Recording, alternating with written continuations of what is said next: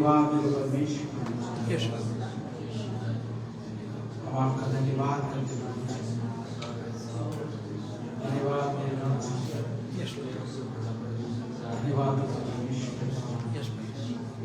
महान और सर्वशक्तिमान परमेश्वर, आपका धन्यवाद करते हैं। धन्यवाद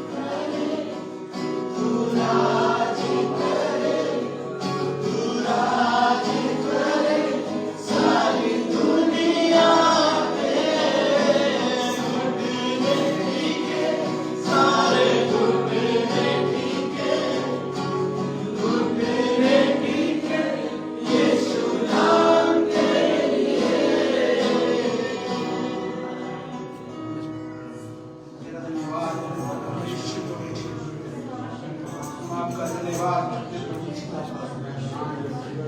हाँ परमपिता परमेश्वर प्रभु तू राज करे हमारे जीवन, तू राज करे हमारे परिवार, तू राज करे हमारे लोगों के जीवन।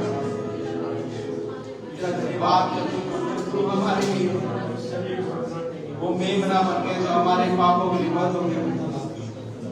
धन्यवाद करते प्रभु जी, तेरी स्तुति और प्रशंसा करते हमारे जीवन के द्वारा आपकी महिमा हो। धन्यवाद प्रभु। इस प्रार्थना को प्रभु यीशु मसीह के नाम से मांगते हैं, आमीन। सभी को जय मसीह की। हम सभी अपने स्थानों पर बैठ जाएंगे।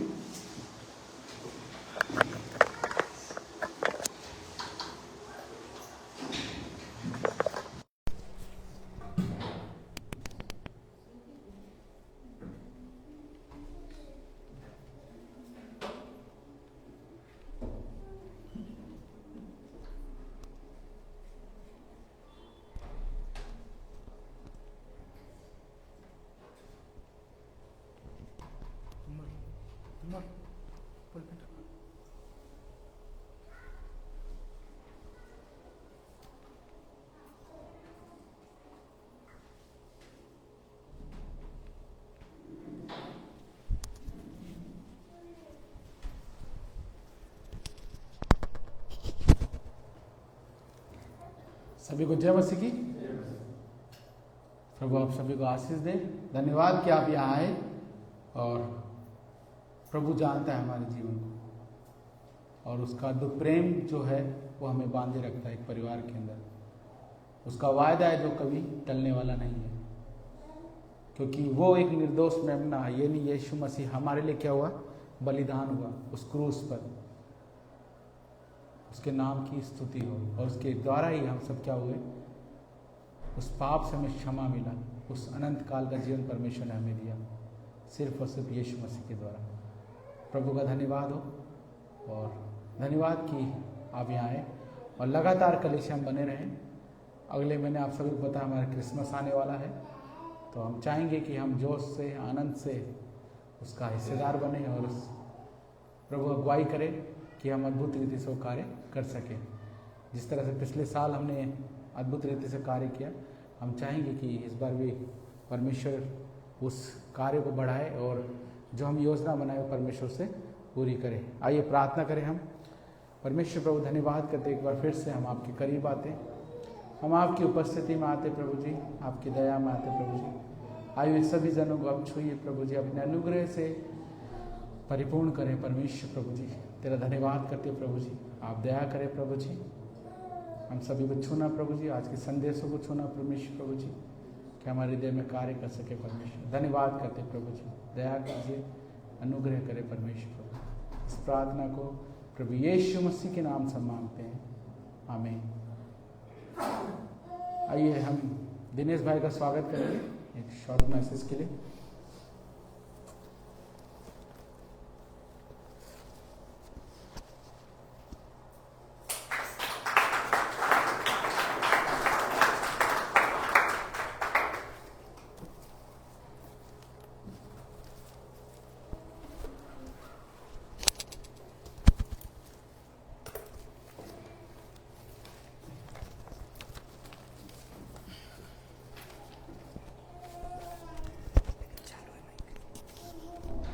आप सभी को जय मसीह की। जैसा कि आज के वचन का जो मेरा शीर्षक है, सब्जेक्ट विषय है, वो है दशवांश और भेंट के ऊपर।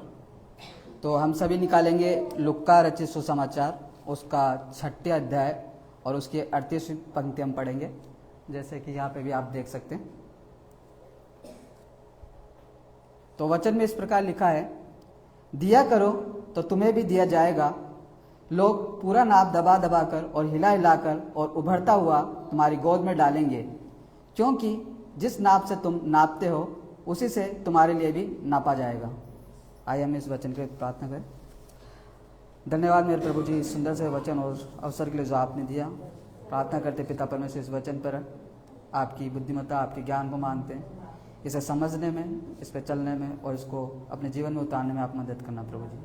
ये विनती और ये प्रार्थना प्रभु यीशु मसीह के नाम से मांगता हूँ, आमीन। जैसा कि हम देखते हैं कि वचन कहता है कि दिया करो तो तुम्हें भी दिया जाएगा। लोग पूरा नाप दबा दबा कर और हिला हिलाकर और उभरता हुआ तुम्हारी गोद में डालेंगे, क्योंकि जिस नाप से तुम नापते हो उसी से तुम्हारे लिए भी नापा जाएगा। हम यहाँ देख सकते हैं कि यीशु कहते हैं कि दिया करो तो तुम्हें भी दिया जाएगा। पूरा नाप दबा दबा कर हिला हिला कर उभरता हुआ लोग तुम्हारी गोद में डालेंगे, क्योंकि जिस नाप से तुम नापते हो उसी नाप से तुम्हारे लिए भी नापा जाएगा। इस वचन में यीशु मसीह हमसे वास्तव में क्या कहना चाहते हैं? इस वचन में सबसे पहले हमें वो देने के लिए कह रहा है कि हम उसके कार्यों के लिए, उसके राज्य के लिए हम दें। ये कोई प्रश्न नहीं बल्कि एक परमेश्वर का वचन है, उसका आज्ञा है। ये कोई प्रश्न नहीं है कि दो, परंतु ये परमेश्वर की एक आज्ञा है कि हम उसके कार्यों के लिए दें। यीशु हमसे कहता है कि हम उसके कार्यों के लिए दें, और इसके वचन में हम देखते खूबसूरती को कि जब हम देते हैं तो आगे क्या लिखा है कि हमें दबा दबा कर हिला हिला कर जिस नाप से हम देते हैं उसी नाप से हमें मिलेगा भी।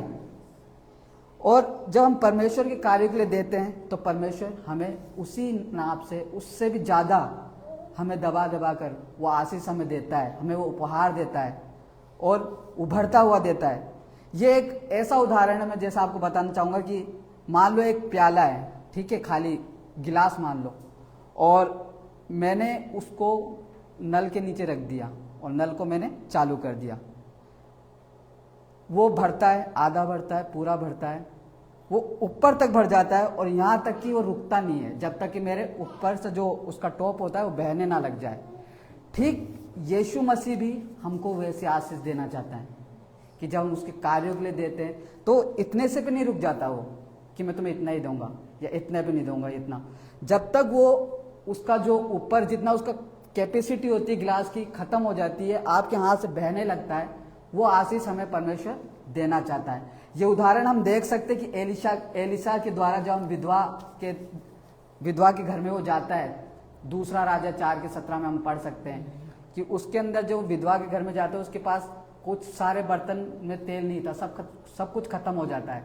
पर जब परमेश्वर का दास जाता है, जब वो उसके लिए प्रार्थना करता है और जब परमेश्वर जब उसको आशीष देता है तो हम देखते हैं कि जितने भी उसके बर्तन थे वो सारे भर गए थे। वो पड़ोसियों से ला लाकर मांग के सारा भर के उसने अपना कर्जा चुका लिया, यहाँ तक कि बर्तन के ऊपर से तेल बहना जब तक नहीं हुआ तब तक वो आशीष बंद नहीं हुई। ठीक उसी तरह ये वचन हमें कहता है कि जब हम परमेश्वर के कार्य के लिए देते हैं, जिस नाप से हम देते हैं, परमेश्वर उससे भी ज्यादा हमें देना चाहता है और इतना देना चाहता है कि जब तक आप वो पूरा आशीष आपकी उमड़ ना जाए, परमेश्वर वो हमें देना चाहता है कि। और जब हम परमेश्वर के लिए देते हैं तो हम परमेश्वर का वचन आप देख सकते हैं कि इब्रानी 6:10 कहता है कि वो अन्याय नहीं है, वो आपके कार्य को सदा याद रखता है। और जब हम परमेश्वर के कार्यों के लिए, उसके राज्य के लिए दसवांश भेंट जब देते हैं तो परमेश्वर उसको और भी बढ़ाकर हमें वो देता है। और परमेश्वर के एक दास थे बिली ग्राम, उन्होंने कहा था हमारे दो हाथ हैं, एक से हम देते हैं और दूसरे से हम लेते हैं। तो हमेशा हमारे हाथ को हमें रोकना नहीं है परमेश्वर के कार्य के लिए, और हमेशा हमें परमेश्वर के कार्य के लिए देते रहना चाहिए। और परमेश्वर का वायदा है कि जब इधर साफ लिखा है कि जब आप जिस नाप से आप देंगे उस नाप से आपको मिलेगा भी, पर परमेश्वर कहता है कि वो आपको दबा दबा के हिला ला उससे भी ज़्यादा आपको देगा। तो आशा करता हूँ कि आप सभी को ये वचन समझ में आया होगा। आइए हम प्रार्थना करें इसके लिए। प्रभु, मैं आपका धन्यवाद करता हूँ जो आपने मुझे दिया। प्रभु जी, हर एक आशीषों के लिए, हर एक चीज़ों के लिए जो आपने दिया उसके लिए बहुत बहुत धन्यवाद पिता परमेश्वर। जो कुछ भी प्रभु जी मैं आज आपके कार्य के लिए दूँ, मुझे विश्वास है आप पिता परमेश्वर उसे और भी बहुतायत से मुझे वापस देंगे।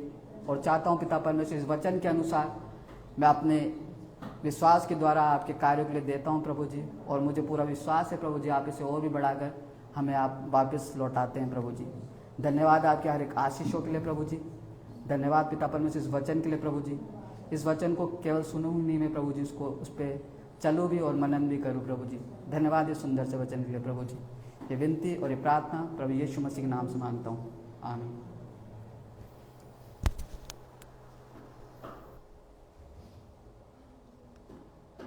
आइए हम अपने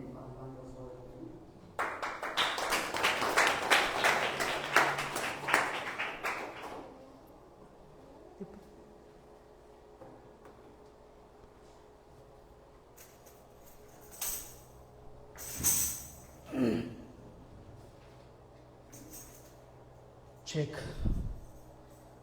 आप सभी का स्वागत है आज की इस संगति में।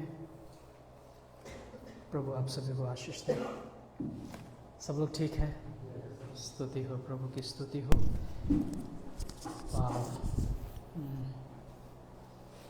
मेरे साथ निकालेंगे अय्यूब की किताब,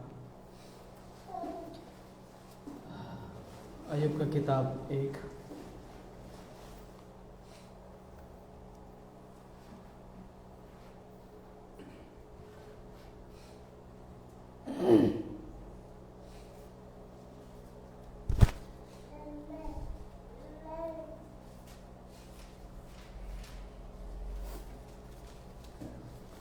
ओके, वचन पे जाने से पहले मैं आपको उत्साहित करना चाहता हूँ। आज मैंने सुबह में बातचीत किया था कि कई बार हमारे विश्वास पे, हमारी भक्ति पे, हमारी सेवकाई पे, हमारे परिवार पे कई बार एक डर हमारे जीवन में काम करता है। और वो डर क्या होता है? वो डर बीमारी का डर, पैसे का, समस्याओं का डर, रिलेशनशिप का डर, कई सारे डर हमारे ज़िंदगी में बने रहते हैं। हम हर दिन न्यूज़ सुनते हैं उसका डर, यहाँ पे ऐसा हो गया, वहाँ पे वैसा हो गया। तमाम हमेशा कहीं ना कहीं घटनाएं हो रहे हैं। कई बार मैं लोगों को बोलता हूँ कि आप प्रार्थना करें। आपके पास प्रार्थना का विषय बहुत है। सिर्फ हम वो प्रार्थना नहीं करते कि प्रभु मेरे घर, मेरे ज़रूरतों को आप आशीष दीजिए। वो प्रार्थना का विषय नहीं है। प्रभु ने आपको ठहराया है कि आप पूरे भारत के लिए, समाज में, संसार में, आज आपके आसपास, परिवार में, लोगों में घटनाएं, दुर्घटनाएं, जो बीमार हैं, निराश हैं, हॉस्पिटल्स, स्कूल, कॉलेजेस, इन सभी के लिए प्रार्थना करें। सभी के लिए प्रार्थना करें। ये आपकी जिम्मेदारी है, हम सबकी जिम्मेदारी है कि आप प्रार्थना का व्यक्ति बने। इसके लिए आप प्रार्थना का जब तक आप व्यक्ति नहीं बनेंगे,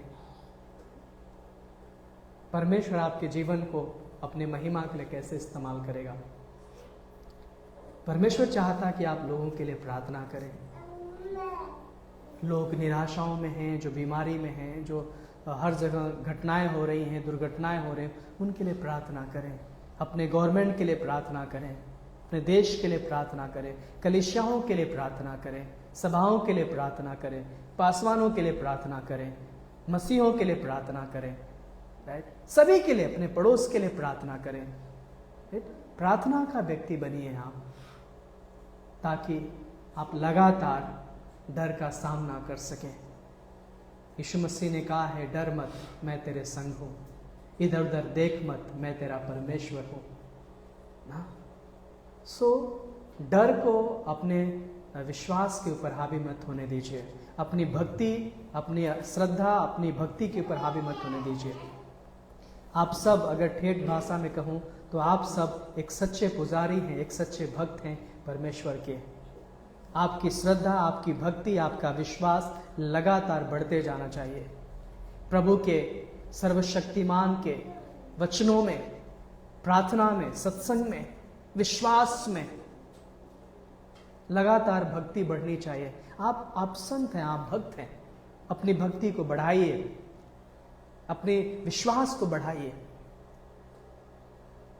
क्योंकि यह आपकी आस्था है, आपकी भक्ति है, जो आप उस ईश्वर को आपने अपने जीवन का हिस्सा बनाया है, जो आपके जीवन में उद्धार का संदेश लेके आया, जो आपके जीवन के लिए, आपके छुटकारे के लिए क्रूस पर बलिदान हुआ।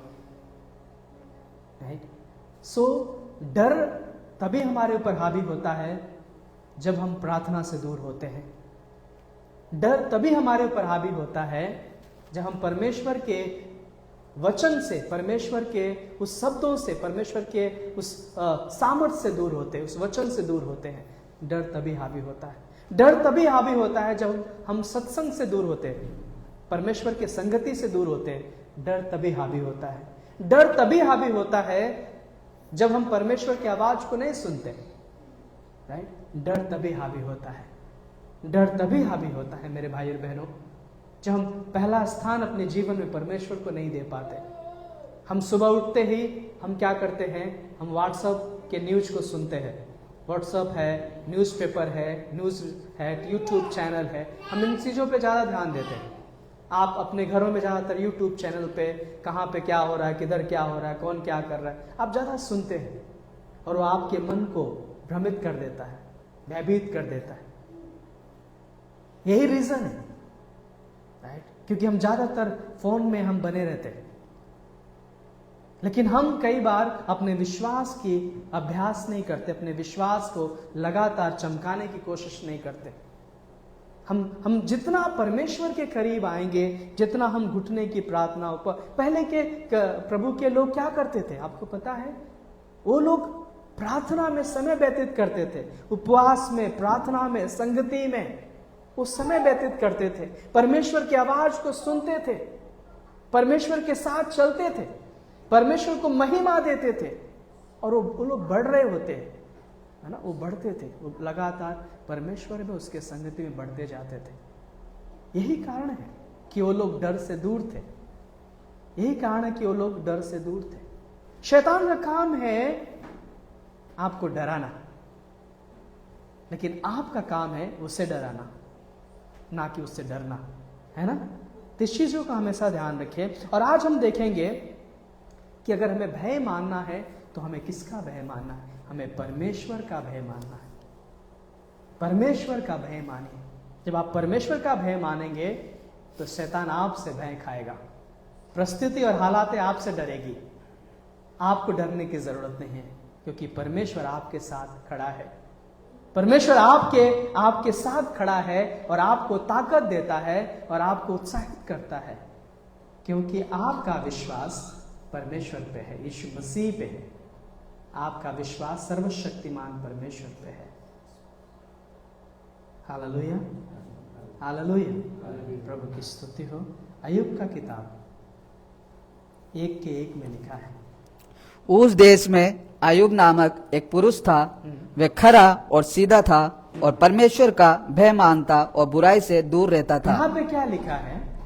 इस वचन को गहराई से कितनी बार पढ़े हैं हमें नहीं पता, लेकिन इस वचन को गहराई से समझिए कि एक व्यक्ति था जो परमेश्वर का भय मानता था। ये अय्यूब जो है, ये अय्यूब व्यक्ति जो है, ये परमेश्वर का भय मानता था और बुराई से दूर रहता था और एक खराई से चलता था।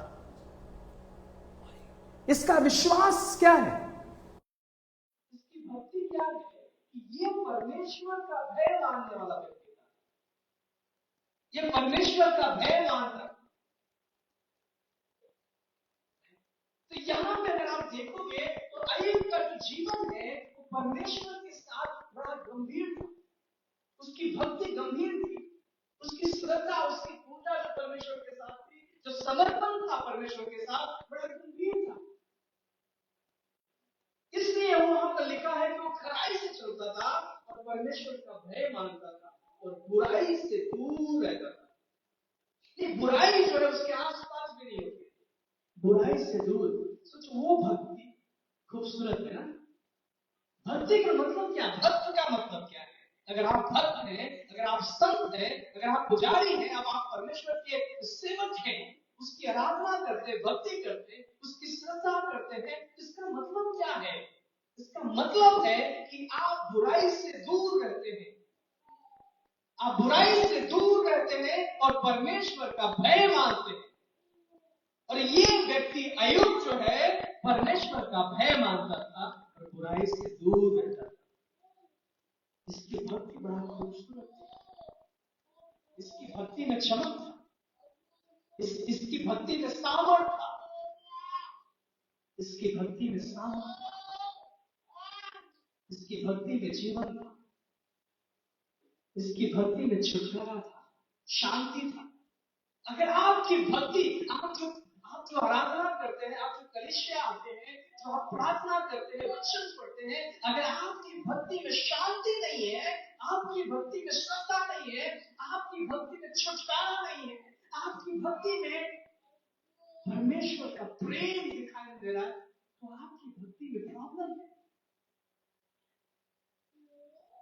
आपकी भक्ति खराई से नहीं हो रही है।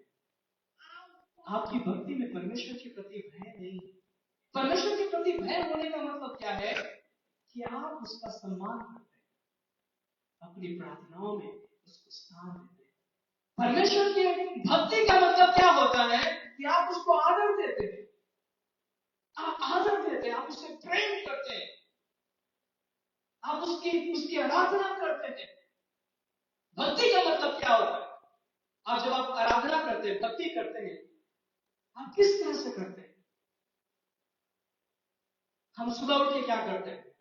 सुबह उठ के हम क्या करते हैं? सुबह उठ करके हम संसार की बातें हमारे जीवन में बुझने शुरू हो जाती है। हमें काम पे जाना है, हमें आज तुरंत सुबह उठ के न्यूज क्या आया, व्हाट्सएप में क्या आ गया, मैसेज क्या आ गया, फोन क्या आ गया, न्यूज हमें पढ़ने लगते हैं। लेकिन हम सुबह उठ करके उस सर्वशक्तिमान पिता परमेश्वर के पास नहीं जाते। अपने बिस्तरा छोड़ने के बाद हम परमेश्वर के पास नहीं जाते। प्रभु, आज पूरे दिन मुझे आपकी अगुवाई में लेके चलिए, मेरे बच्चों को, मेरे परिवार को अपनी अगुवाई में लेके चलिए।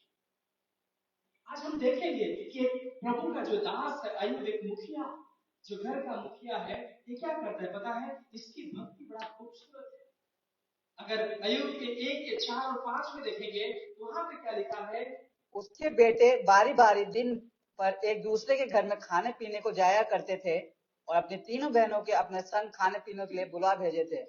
और जब जब दावत के दिन पूरे हो जाते तब अय्यूब उन्हें बुलवाकर पवित्र करता और बड़ी भोर को उठकर उनकी गिनती के अनुसार होम बलि चढ़ाता था, क्योंकि अय्यूब सोचता था कदाचित मेरे बच्चों ने पाप करके परमेश्वर को छोड़ दिया हो। इसी रीति अय्यूब सदैव किया करता था। आप ध्यान से समझ सुनिए। आपने अय्यूब क्या करता था कि हर दिन अपने बच्चों के प्रति, अपने परिवार के प्रति जिम्मेदार था। वो हर दिन क्या करता था? वो बलि चढ़ाता था, परमेश्वर को समर्पित करता था अपने बच्चों को, कि मेरे बच्चों ने कोई गलती ना कर दे, मेरे बच्चे कोई पाप ना कर दे जिससे वो परमेश्वर की महिमा से दूर हो जाए, मेरे बच्चे की गलती ना कर दे जिससे वो दूर हो जाए। वो हर दिन क्या करता था? अपने बच्चों को परमेश्वर के पास लेके आता था। वो हर दिन परमेश्वर के अभिषेक उसके ऊपर प्रार्थना करता था और भेंट चढ़ाता था कि परमेश्वर उसके बच्चों को सुरक्षित रखे। एक जिम्मेदारी, परमेश्वर के प्रति प्रेम, परमेश्वर के प्रति भक्ति वहां पर दिखाई दे रही। अपने परिवार के साथ, अपने बच्चों के साथ वो परमेश्वर की आराधना करना है। आप समझ रहे? हम कई बार अकेले, ठीक है चलो हम जैसे कि बच्चे किधर जा रहे हैं, परिवार किधर जा रहे हैं, हम नहीं ध्यान देते। मेरे भाई, सिर्फ हम एक माता पिता ना बने, सिर्फ हम जन्म देने वाला ना बने, लेकिन हमारी जिम्मेदारी है कि हम उन्हें एक आत्मिक रूप में भी बढ़ाएं। हमारी जिम्मेदारी है कि हम उनको प्रार्थना में भी बढ़ाएं। हमारी जिम्मेदारी है कि हम उनको भक्ति में, आराधना के वचन में भी बढ़ाएं। ये हमारी जिम्मेदारी है। अगर आप सच्चे माँ और पिता बनना चाहते हैं, आप उसको परमेश्वर की उपस्थिति में बढ़ाएं, उन्हें परमेश्वर के वचन में प्यार करें। ये गहराई, ये परमेश्वर की भक्ति की गहराई आपको दिखाई देगा। लगातार उसे बढ़ाएं, उनके लिए प्रार्थना करें, उन्हें परमेश्वर के वचन में बढ़ाएं। और यहाँ पे अय्यूब का जो विश्वास योग्यता, अय्यूब का जो परमेश्वर के प्रति प्रेम है, वो दिखाई दे रहा है, वो दिखाई दे रहा है। दूसरा चीज यहाँ पे क्या है? दूसरी बात यहाँ पे क्या है? अगर आप देखोगे तो अय्यूब के 1:10 में, अय्यूब के 1:10 में क्या हो रहा है? क्या तू उनकी और उसके घर की और जो कुछ उसका है उसके चारों ओर बाड़ा नहीं बांधा? तूने तो उसके कामों पर आशीष दी है और उसकी संपत्ति देश भर में फैल गई है। परमेश्वर ने अय्यूब को उसके कामों पे आशीष दिया और उसके घर के चारों तरफ सुरक्षा का बाड़ा दे रखा। परमेश्वर ने, यहाँ पे साफ लिखा है, परमेश्वर ने उसके घर के चारों तरफ सुरक्षा का बाड़ा दे रखा था और उसके कामों पे आशीष दिया था। क्यों?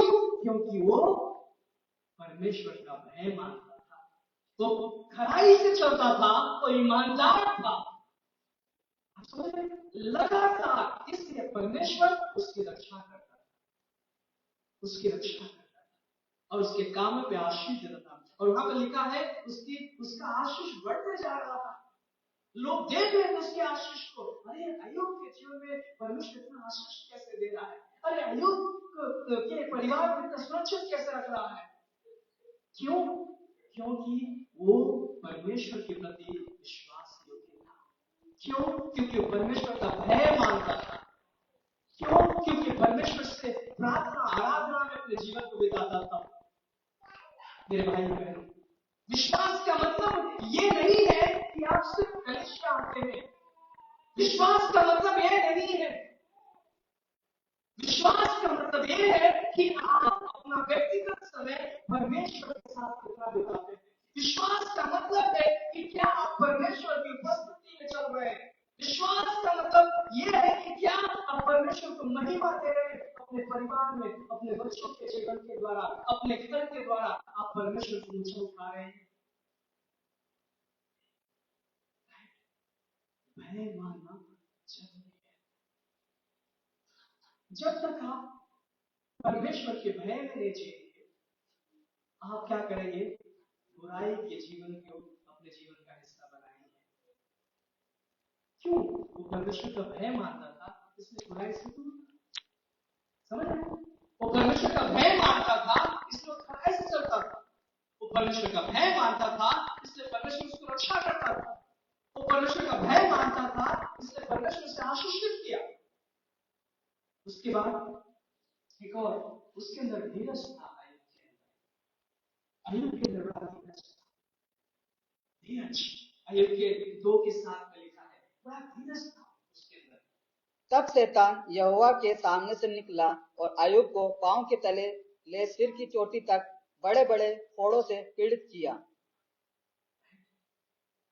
उसके अंदर इतना बड़ा समस्या आने के बाद भी उसका सब कुछ खत्म हो गया, उसका सब कुछ नष्ट हो गया, उसको बीमारी फोड़े लग गए उसके शरीर पर, फिर भी पता है उसके अंदर धीरज था।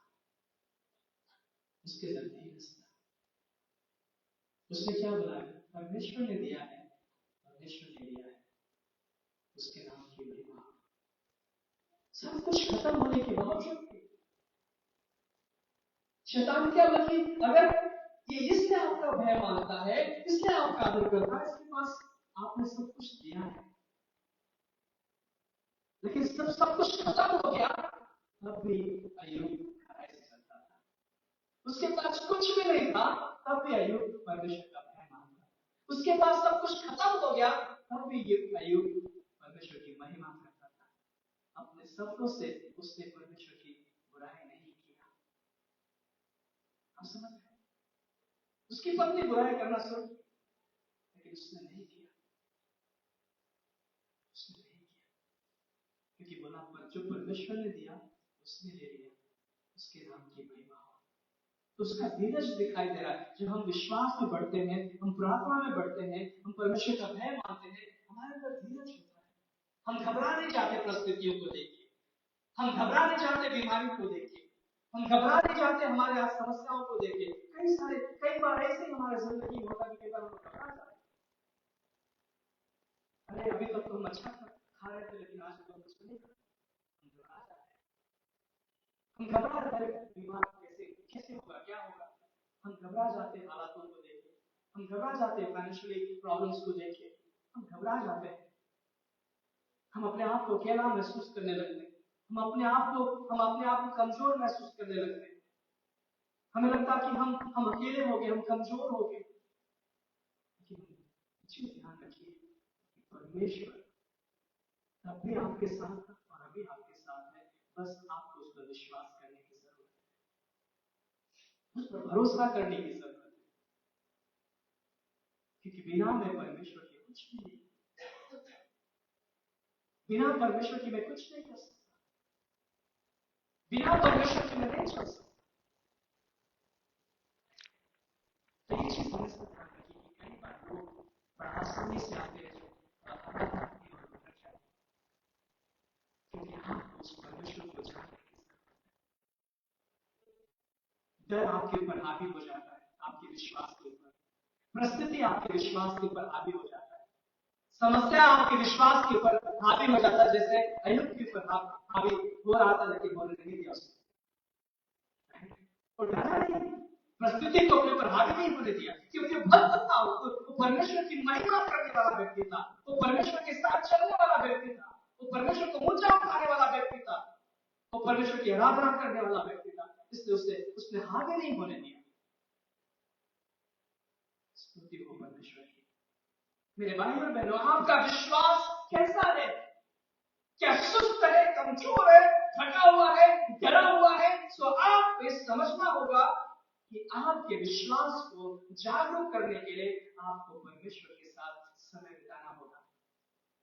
प्रार्थना में, वचन में, संगति में, परमेश्वर को ऊंचा उठाने में,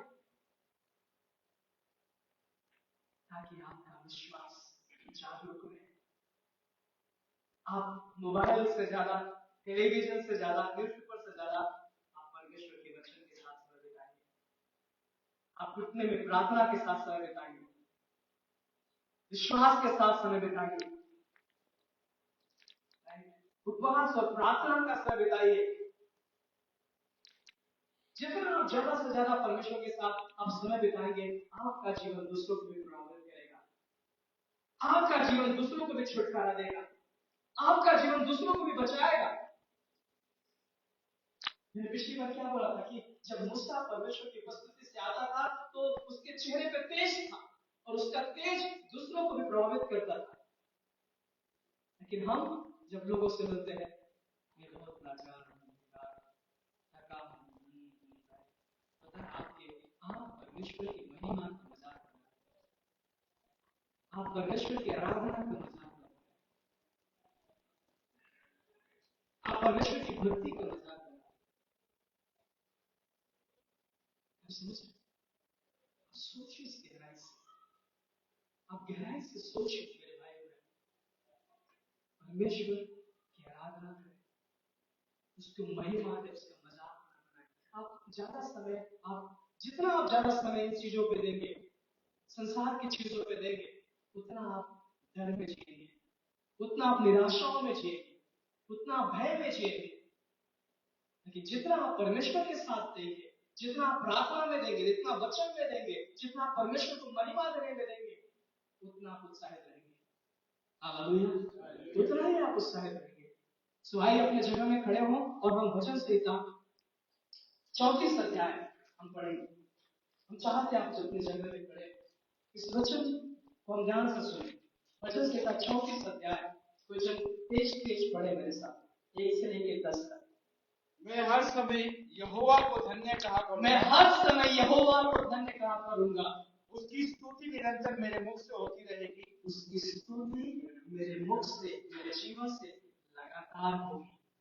मैं यहोवा पर घमंड करूंगा, मैं यहोवा पे, मैं मेरे परमेश्वर पे, मेरे भक्ति पे, मेरे कलीसिया पे, मेरे विश्वास पे मैं घमंड करूंगा। क्या आपको घमंड पे, आपका विश्वास है? क्या आपको श्रद्धा, आपकी भक्ति है इस कलीसिया पे, विश्वास है परमेश्वर पे?